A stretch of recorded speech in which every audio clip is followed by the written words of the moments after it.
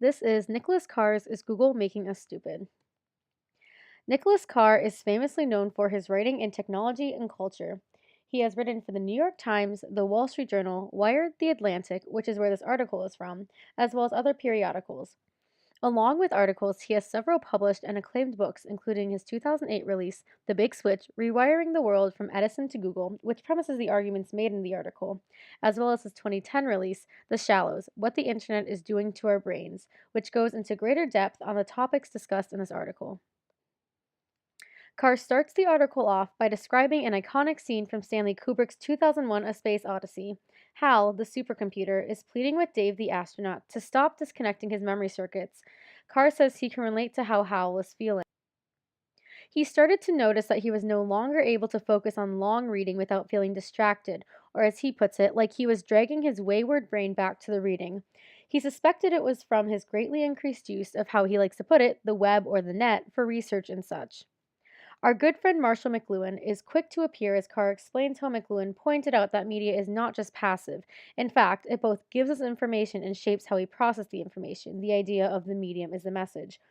Carr uses this analogy in connection to that. My mind now expects to take in information the way the net distributes it, in a swiftly moving stream of particles. Once I was a scuba diver in the sea of words, now I zip along the surface like a guy on a jet ski. Sakar is saying he now feels a lack of depth from what he is reading on the internet because of the way the internet is, in that it's fast paced and never slows down. So that is how you are now expected to process the information you are receiving. This translates into Carr's main idea that the internet is changing the way our brains are and can process information, for example, in deep reading. He mentions some of his colleagues and friends have felt the same way. Blogger Scott Karp says, "What if I do all my reading on the web, not so much because the way I read has changed, but because the way I think has changed?" Thus, furthering the argument that the internet, as a medium for information, is changing the way we think and take in this information. A 5 year study from the University College London showed that users browsing the internet are no longer reading in a traditional manner, but rather in a new skimming form, or as they call it, power browsing. Carr goes on to cite Marianne Wolf, a psychologist from Tufts University, saying, "We are not what we read, we are how we read." She points out that efficiency and immediacy are seen of the utmost importance when it comes to how people are reading on the internet, and further, how the internet prompts reading. This connects back to how Karp and Carr have felt about how the way they are thinking when reading has changed, and what McLuhan would see as the medium shaping the information. This also brings up Carr's point of the internet possibly not just changing how we think, but perhaps even a new sense of self.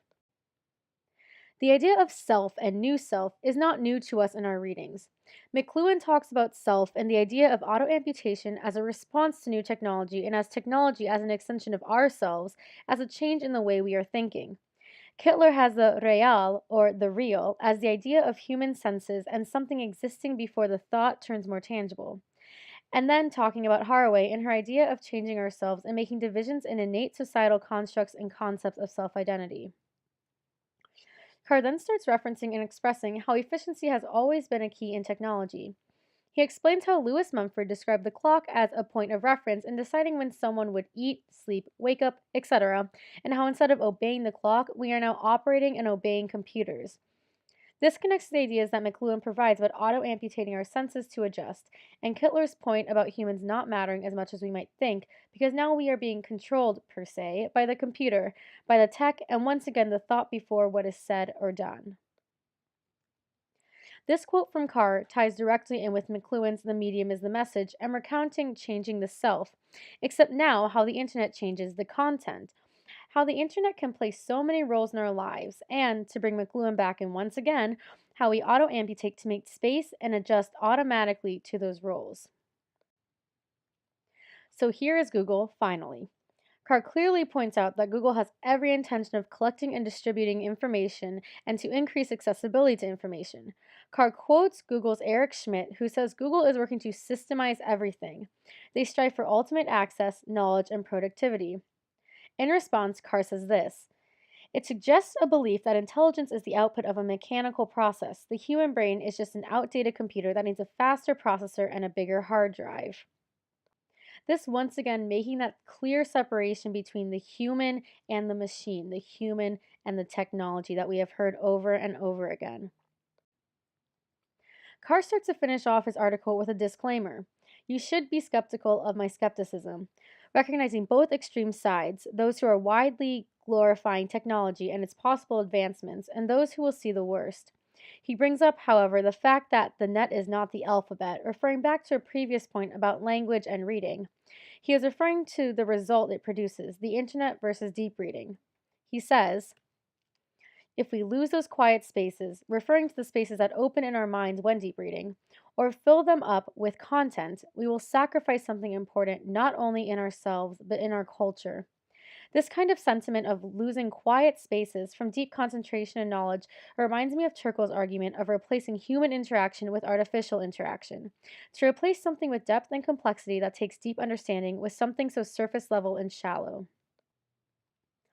Carr concludes, leaving us with the idea of pancake people, as explained by playwright Richard Foreman, as people spread wide and thin as we connect with that vast network of information accessed by the mere touch of a button, pointing once again to the lack of depth, but also more the idea of gaining a little bit of information about a lot of things, that because of our dependence on the internet, our knowledge now diminishes. Carr briefly brings up ideas that tie into the ideas of replacing ourselves, changing ourselves into something artificial as presented by Haraway, while expanding on the idea of pancake people, an idea also innate to Kubrick's 2001. As we come to rely on computers to mediate our understanding of the world, it is our intelligence that flattens into artificial intelligence. I hope this helps with your reading and helps prime it. Thanks for listening.